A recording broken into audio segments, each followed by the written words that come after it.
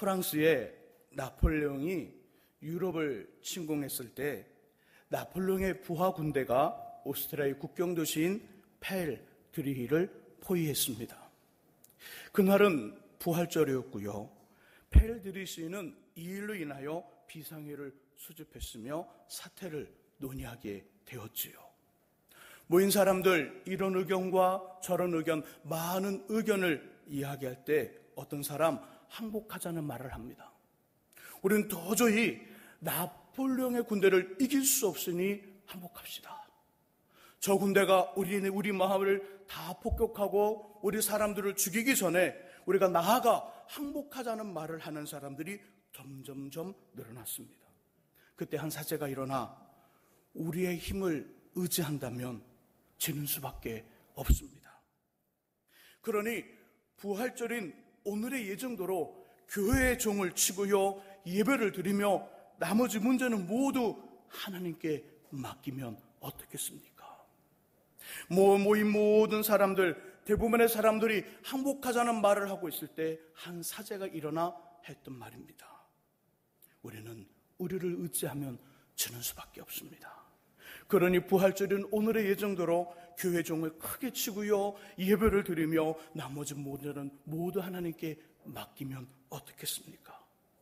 이 사제의 말을 들은 시위의 의원들은요, 모두 찬성합니다. 맞습니다. 그렇게 합시다. 펠드리시에서는요, 우렁찬 교회 종소리가 울렸고요, 기쁨의 찬송의 소리가 퍼져나갔습니다. 이 소리를 들은 프랑스 진영에서는요, 난리가 났지요. 프랑스 군인들은 생각했습니다. 저들이 이렇게 찬양하고 찬송하는 이유는 분명히 근처에 오스트리아의 구원병이 저 마을에 들어온 것이 틀림없구나. 이렇게 생각하고요, 군대들을 돌려 다른 곳으로 간 것이지요. 펠드리 시민들은요, 무엇보다 먼저 하나님만을 의지함으로 나폴레옹의 군대를 맞아 승리할 수 있었습니다. 맞습니다. 무엇보다 먼저 하나님만을 의지할 때 이 땅을 향한 하늘의 역사는 시작되고요, 진행되어지며 우리의 삶 속에 분명하게 나타납니다. 또 하나님께서는 무엇보다 먼저 자신만을 의지하는 성도들의 믿음을 통하여 하나님 나라의 큰 일을 이루시지요. 어떤 상황, 어떤 일, 누구 앞에서도 하나님만을 의지하시기를 주님의 이름으로 축복합니다. 그렇다면 어떻게 하나님만을 의지할 수 있을까요? 하나님이 아니라 하나님만 의지할 수 있을까요? 우리 8절과 9절입니다. 8절과 9절의 말씀을 같이 한번 읽어보죠. 8절과 9절 말씀 같이 읽습니다. 형제들아, 우리가 아시아에서 당한 환난을 너희가 모르기를 원하지 아니하노니 힘에 겹도록 심한 고난을 당하여 살 소망까지 끊어지고 우리는 우리 자신이 사형 선고를 받은 줄 알았으니 이는 우리로 자기를 의지하지 말고 오직 죽은 자를 다시 살리시는 하나님만 의지하게 하심이라. 아멘. 8절과 9절, 특별히 9절의 마지막 부분에 하나님만 의지하게 하심이라. 하나님만 의지하는 것, 진짜 하나님만을 의지하는 것, 지식으로 배우고요, 들어서 알고요, 보아서 외우고 있는 하나님만을 의지해야 된다는 것, 그런 것 말고요, 지식적으로 하나님만 의지해야 됩니다, 이런 이야기 말고 진짜로 하나님만을 의지하는 것, 가슴으로 의지하고요, 마음으로 의지하고 삶이 하나님 없으면 안 됩니다라고 고백하며 주님 앞에 나아가는 것은요, 고난으로만, 그것도 사형 선고를 받고 초조하게 죽음을 기다리는 사형수와 같은 그 심정, 죽어야만 끝날 것 같은 엄청난 고난을 통해서만 이 일이 가능하다는 것입니다. 하나님을 의지하는 것, 누구나 가질 수 있는 이야기입니다. 하나님을 의지하는 것, 누구나 알 수 있는 이야기죠. 그러나 하나님만 의지한다는 그 하나님 다음에 만자가 붙는 하나님만 의지하는 인생은요, 특별히 하나님의 고난, 고난이라는 그 삶을 통하여 그 안에 형성된다는 것입니다. 이삭의 아들 야곱은요, 형 에서 20년이 넘도록 해결되어지지 않냐는 형 에서의 복수의 칼이라는 고난이 그에게 있었습니다. 10번의 품삯을 속이는 사기꾼 삼촌 라반의 거짓말이라는 엄청난 고난을 통하여 어머니 리브가의 그늘에서 벗어납니다. 어머니 리브가의 그 품 안에 있어서 마치 하우스 속에 있는 그 사람처럼, 하우스 속에 있는 그 정원의 그 꽃나무처럼 항상 이 야곱은 어머니 리브가의 그늘에서 벗어나지 못했는데, 형 에서의 복수의 칼, 20년이라는 복수의 칼과 10번을 속이는 삼촌 나반의, 사기꾼 삼촌 나반의 그 엄청난 고난을 통하여 어머니 리브가의 그늘에서 벗어납니다. 마음이 어머니의 그늘에서 벗어나 진짜 남자가 되었고요, 믿음이 어머니의 그늘에서 벗어나 하나님과 만나는, 하나님과 1대1로 만나기 시작하는 그 믿음이 되었다는 것이지요. 이 고난 후에 야곱은요, 한도 뼈가 이골되도록 하나님과 씨름합니다. 하나님과 씨름하고 씨름하여 승리를 얻고요, 자신의 인생의 가장 큰 고민되는 일들을 해결하고 고향으로 돌아왔습니다. 이스라엘의 지도자 모세는요, 애굽의 바로 왕이라는 아들의 화려하며 영광스러운 자리가 아닌 더럽고 냄새나는, 양들이 똥을 싸고요, 그 똥을 치우고 양들의 그 풀을 뜯어다 주는 목동이라는 40년의 목동이라는 광야의 고난을 통하여 이집트의 왕자라는 것을 포기하고요, 하나님의 음성을 들으며 그 음성에 순종할 수 있는 사람이 되었습니다. 이삭, 야곱, 요셉, 모세 모두 다가 고난이라는 그 과정을 통하여 하나님만을 의지하는 인생들이 되었지요. 헬렌 켈러는요, 보지 못하고 듣지 못하며 말하지 못하는 장애라는 불편한 고난을 통하여 소외된 이웃에 대한 하나님의 마음을 발견하게 되었고요, 평생 그들을 위해 살아갑니다. 우리나라의 송명희 시인은요, 태어나면서 가진 장애, 태어나면서부터 가진 장애 내성마비라는 그 고난을 통하여 하나님을 깊이 깊이 알게 되었습니다. 그리고 우리들에게 감동과 은혜를 주는 시와 글, 찬양과 찬송을 기록했지요. 고난은 마치 애벌레가 껍질을 찢고요, 예쁜 나비가 되어 날아오르는 것처럼, 고난은 나라는 존재와 하나님이 아닌 다른 것을 의지했던 마음에서 나오도록 하게 합니다. 고난은요, 정말 심각할 정도로 큰 고난은 나라는 존재에서 벗어나게 합니다. 눈물 나는 고난은요, 죽음을 선고받은 것처럼, 사형수와 같은 그 마음처럼 죽어야만 끝이 나는 고난 같은 그 고난은 나로 하여금 하나님이 아닌 다른 것을 붙잡고 있던 그 손을 놓고 하나님만을 붙잡게 하는 그 힘이 그 속에 있는 것이지요. 고난은 그런 힘이 있습니다. 눈물 나는 고난은 그런 능력이 있는 것입니다. 마음의 소망까지 다 끊어진 고난은 우리에게 이 땅의 소망을 다 내려놓고 영원하고 진짜 소망인 하나님만을 바라보게 하는 그 힘이 그 속에 있는 것이지요. 사랑하는 성도 여러분, 지금 감당하기 어려운 상황에 놓여 있지는 않습니까? 꼭 죽을 것만 같고 미칠 것만 같은, 폭발할 것만 같은 환경에 있지는 않습니까? 사랑하는 남편과 아내, 자녀들이 때리기보다는 얻어맞고 오고요, 아픔을 주기보다는 아픔을 당하고 있다면 그것은 분명히 자기 자신이 아닌, 세상의 것이 아닌 하나님만을 의지하게 하시려는 주님의 작업인 줄 믿습니다. 어떤 환경과 상황에서도 하나님이 아닌 하나님만을 의지하시기를 주님의 이름으로 축복합니다. 이렇게 하나님만을 의지하면 어떻게 될까요? 본문 5절이 우리에게 기가 막힌 말씀을 해주고 있습니다. 5절의 말씀을 같이 한번 읽어보죠. 5절의 말씀 읽습니다. 그리스도의 고난이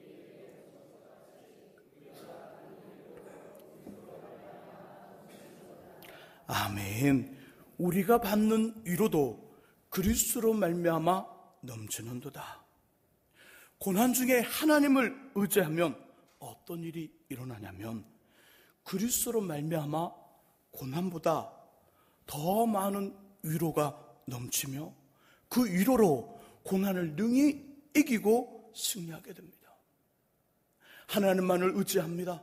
고난이 바닷물이 밀려오듯 고난이 밀려오고 고난이 찾아올 때 하나님만을 의지하는 인생은 그 고난보다 더 많은 위로를 받음으로 위로로 고난을 이기고 견디고 승리하며 고난의 꽃을 통하여 열매를 맺는다는 것이지요. 본문 3절에서 7절까지를 자세히 들여다 읽어보면요, 환난이나 고난이라는 말은 6번 나옵니다. 6번. 하지만 위로라는 말은요, 무려 10번이 나오는 것을 발견하게 됩니다. 환난이나 고난이라는 말보다는 위로라는 말이 2배 정도가 더 많이 나온다는 것이죠. 이것은 그리스도를 믿는 믿음으로 인해 고난을 받을 때 하나님만을 전적으로 의지하는 저와 여러분들에게 이 말 위로가 고난의 배가 된다는 것을 의미합니다. 오늘 보면 3절에서 7절의 말씀 속에 그 말씀이 확증을 해주고 있는 것이지요. 환난과 고난의 이야기가 6번 나오는데 위로는 무려 10번의 이야기를 해주고 있습니다. 고난의 2배, 하나님만을 전적으로 의지하게 되면 고난을 받는 그 상황 속에서 하나님의 그 위로가 2배 더 이상의 임하는 그 이상의 위로가 임한다는 것이지요. 한 번의 고난을 받으면 2번의 위로가 임합니다. 2번의 고난을 받으면 4번의 위로를 받는다는 것이지요. 여기서 고난의 유혹은 하나님의 위로라는 것을 알게 됩니다. 고난의 첫 번째 유혹은 하나님의 위로입니다. 하나님만을 전적으로 의지하면 고난 중에 하나님의 위로가 갑절로 임한다는 것이지요. 하나님의 위로 어떤 것일까요? 이런 것입니다. 어린아이들 5세, 6세 그 어린아이들의 그 노는 어떤 그 프로그램을 보게 되면요, 커다란 낙하산이 있습니다. 커다란 낙하산이 있는데요, 옆 주변에 선생님들이 낙하산을 들고 이렇게 올리면 낙하산이 공중에 뜨게 됩니다. 그 안에서 아이들이 막 재밌게 놉니다. 뛰기도 하고 노래도 하고 율동도 하다가 그 낙하산을 확 던지면요, 그 낙하산 안에 아이들이 쏙 다 들어가요. 그리고 선생님들 어떻게 할까요? 낙하산을 옆 테두리에서 딱 두릅니다. 그럼 마치 낙하산이 텐트가 된 것처럼 텐트 속에 아이들이 들어가게 됩니다. 하나님의 위로는 우리에게 텐트와도 같습니다. 텐트 속에 머물러 있으니 낮에 뜨거운 태양의 그 고난, 그 어려움이 다가와도 그 태양의 뜨거운 그 어려움을 견딜 수 있습니다.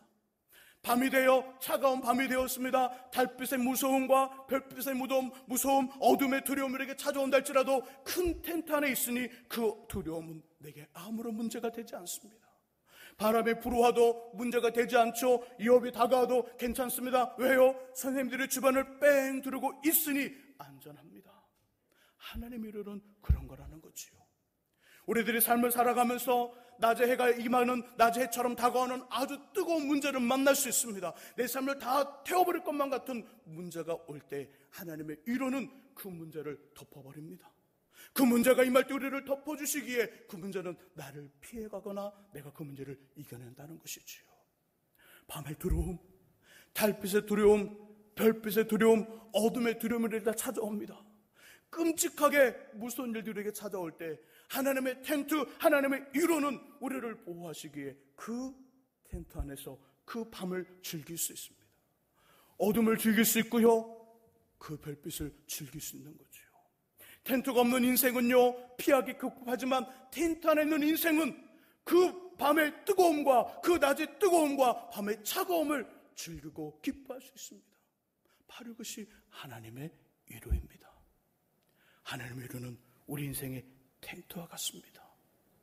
그 텐트와 같은 그 하나님의 위로 속에 살아간다는 거지요. 시편 기자는 이렇게 말씀하죠. 낮의 해도 너를 상하지 못하고 밤의 달도 너를 침범치 못할 것이라. 내가 어디에 있든지 너의 출입을 하나님이 지키시고 졸지도 주무시도 아니하시는 하나님이 너의 모든 것을 지킬 것이니 걱정하지 말고 담대하라. 무슨 말일까요? 하나님의 위로라는 텐트를 가진 사람에게 주시는 약속이라는 것이지요. 고난이 다가옵니다. 고난은 어쩔 수 없이 다가오는 일입니다. 고난이 다가올 때 하나님만을 전적으로 의지하면 하나님은 우리 인생의 위로의 텐트가 되신다는 것이지요. 하나님의 위로라는 텐트, 우리 인생 속에 충만하시기를 주님의 이름으로 축복합니다. 고난 속에 하나님만을 의지하게 됨으로 받는 두 번째 유익은 뭘까요? 이 두 번째는요, 우리를 하나님께서 자신의 도구로 사용하신다는 것입니다. 첫 번째는 하나님의 위로라는 텐트로 우리를 지키시고 보호하시고 인도하시며 우리를 붙잡아 주시고요. 두 번째는 하나님의 도구로 만든다는 것이지요. 위로받는 우리들로 하여금 다른 사람을 위로하는 위로자로 세우시는 하나님의 섭리. 내가 너를 위로한 것처럼 너도 다른 사람을 위로해라. 내가 너의 텐트가 되어준 것처럼 그 텐트 속에서 평안함과 기쁨을 누리는 것처럼 너도 다른 사람의 위로자가 되어다오. 그건 내 능력과 내 힘을 가지고 하는 일이라고 말씀하시며 위로자의 삶을 살라고 주님 우리에게 말씀하는 거지요. 고난 속에 하나님만 의지하는 인생, 두 번째 유익은 위로자라는 하나님의 도구가 됩니다. 사절에서는요, 이 표현을 말하기를 하나님께 받는 위로로서 모든 환난 중에 있는 자들을 위로하라. 위로하라. 7절에서는요, 위로에 참여하라. 위로에 참여하라. 하나님이 위로를 하실 때 너는 나의 도구로 나와 함께 위로에 참여하라고 말씀하여 주십니다. 저는 저 여러분들이 하나님께 받는 위로로만 만족하는 것이 아니라 다른 사람들을 위로하는 주님의 위로자가 되시기를 주님의 이름으로 소망합니다. 그런데 한 가지 기억할 것이 있습니다. 위로자는요, 자신이 경험한 고난과 그 고난 속에서 받은 위로만큼만 다른 사람을 위로할 수 있다는 것입니다. 왜 하나님 우리에게 그렇도록 큰 어려움과 고난을 통하여 자신만을 의지하게 하시느냐? 자신이 받은 고난의 분량만큼 다른 사람을 이해할 수 있거든요. 자신이 받은 어려움의 그 크기만큼 다른 사람을 이해하고 그 크기만큼 받은 위로만큼 그 사람을 위로할 수 있기 때문에 하나님 우리를 위로로 덮어 그 고난을 이기게 하시고 그 고난 속에 받은 그 경험들을 나누게 한다는 것입니다. 욥기 15장과 16장에는요, 이와 관련된 말씀이 나옵니다.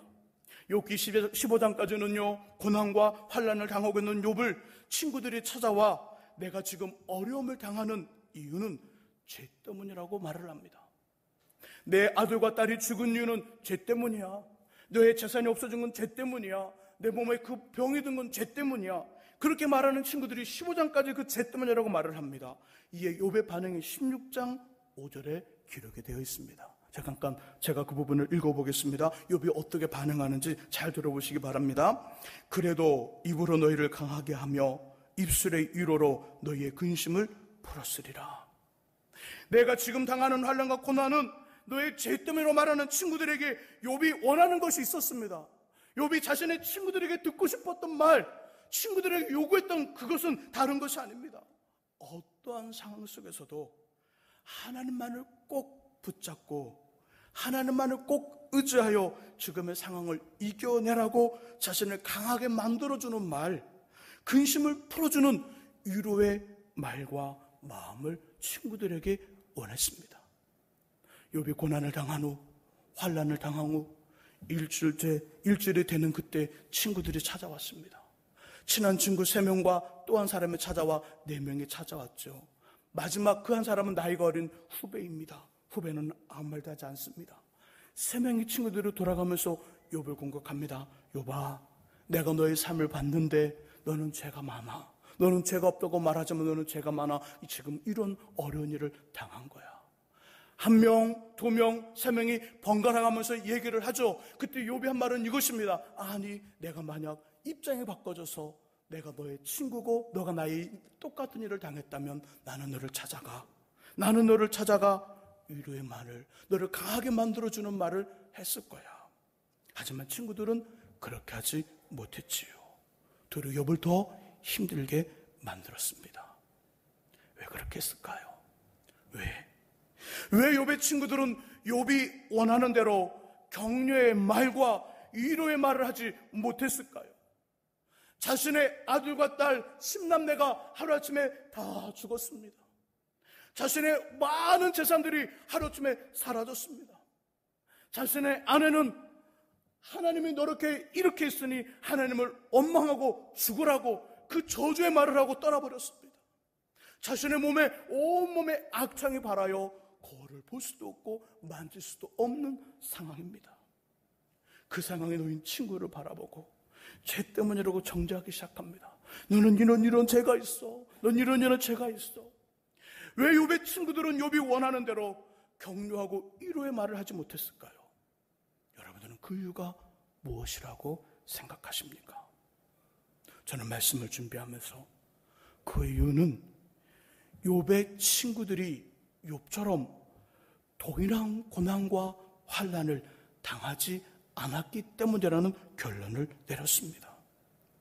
욥의 친구들이 욥과 동일한 고난과 환난을 당해 보았더라면 죄 때문에 자식이 죽고 죄 때문에 재산을 잃었으며 죄 때문에 병이 들었다는 이야기 할 수 없다는 것이지요. 설사 이것이 맞아도, 설사 이것이 맞다 할지라도 자신이 직접 그 일을 경험해 보았다면 지금 그 일을 경험하고 있는 사람에게 그런 말 하지 못한다는 것이죠. 왜요? 자신은 똑같이 경험하면서 많이 힘들고 아파했거든요. 자식이 크게 아파온 사람은요, 다른 사람의 아이가 아플 때 함부로 말할 수 없습니다. 상처를 경험해본 사람은요, 상처 때문에 아파하고 힘이 들어 눈물을 흘리고 있는 그 사람을 향하여 정죄의 화살을 절대로 쏠 수 없습니다. 죄 때문에 고민해본 사람은 죄를 짓고 유혹을 받는 그 사람을 함부로 비판할 수 없습니다. 도리어 그들 옆에서 그들의 이야기를 들어줍니다. 나 지금 너무 아파. 그 말을 들어주고요, 함께 울어줍니다.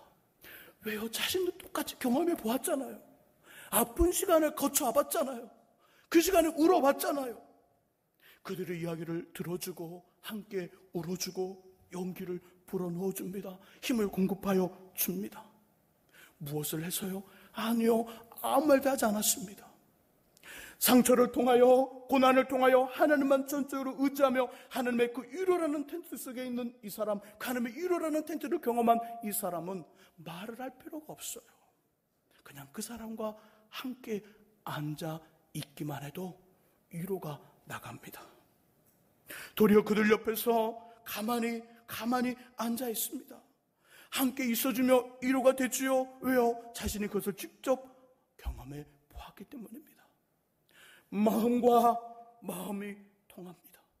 이미 고난을 통하여 하나님만 전적으로 의지함으로 하나님의 위로라는 텐트를 경험하여 그 텐트 속에 있는 이 사람의 그 위로자의 마음과 지금 너무나 큰 고난을 당하고 있는 이 고난을 당하는 이 사람의 마음이 서로 통합니다.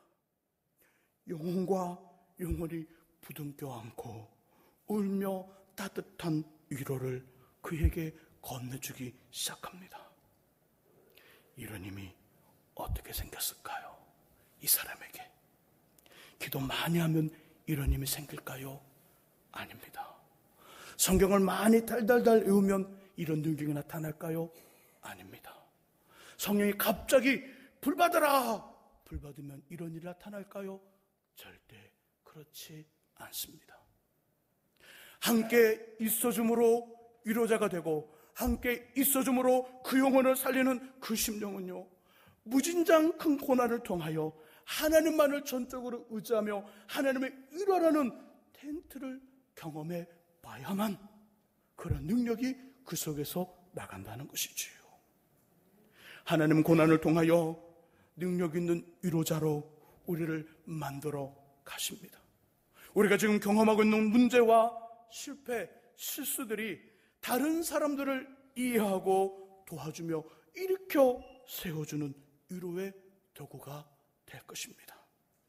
실수와 아픔, 원하지 않는 고통과 환난을, 고난을 당하여 고난을 통하여 하나님의 멋진 위로자로 태어나시는 저와 여러분들이 될 수 있기를 축복합니다. 이제 말씀을 정리합니다. 2000년 10월 부산에서 열렸던 제81회 전국체육대회에 온 관심을 모으며 화제가 되었던 팀이 있습니다. 중학교, 고등학교 이상의 친구들이 나아가 체육대회를 여는 것이지요. 그때 모든 사람들의 화제거리가 되었던 팀은요, 전라북도 순창의 한 중고등학교 여자 역도팀이었습니다. 역도팀. 이 대회에서 이 선수들은요, 무려 14개의 금메달을 tab니다. 이 여자 역도부가 나갔는데 그 역도의 그 몸의 키로수에 따라 나눠주는 그 경기의 분야에서 무려 14개의 금메달을 tab니다. 하지만 이 어린 선수들은요, 대부분 삶의 아픔과 눈물을 간직하고 있었죠. 어떤 학생은요, 일찍 부모님을 여의고요, 학교 관사에서 생활하는 친구들도 있었습니다. 너무 어린 시절에 부모님이 돌아가셔서 부모님의 얼굴도 기억하지 못하는 친구들이 있었고요. 암으로 투병 중인 아버지와 주부모를 극진히 보살피는 효녀도 있었고요. 15명의 선수 중 13명이 정부의 도움을 받아야만 살아갈 수 있는 영세민이었죠. 이들은 고난과 어려움을 극복하는 과정에서 오히려 놀라운 투혼을 발휘합니다. 역경을 피나는 훈련으로 이겨내며 정상의 자리에 우투선 것이지요. 하나님은 저와 여러분들이, 그리고 우리 소중히 여기며 사랑하는 사람들이 비닐하우스 속에서 잠시 피었다 사라지는 꽃이 아니라 많은 사람들이 더위를 피하고 배고픔을 해결하는 크고 좋은 열매를 맺는 큰 나무가 되기를 원하십니다. 하나님의 마음은, 우리를 향하신 하나님의 마음은 내가 다 보호할게 하우스 속에 그냥 있어, 그런 것 아니고요. 하나님이 보호하시면서도 우리를 광야로 내보내신다는 것입니다. 사막으로 내보내고요, 파도가 심하게 있는 저 바다로 내몰고요, 엄청 큰 산이 있고 그 큰 산을 넘어가기에 무지장 힘든 산으로 우리를 넣으신다는 것입니다. 하나님의 큰 보호 아래 속에. 그래서 결국 큰 나무를 되게 하신다는 것이지요. 오늘도 하나님은 고난과 아픔을 통하여 저와 여러분들을 큰 나무로 만들어가고 계십니다. 이 사실을 기억하시면서 지금의 힘듦과 어려움을 잘 견뎌내시기를 주님의 이름으로 축원합니다.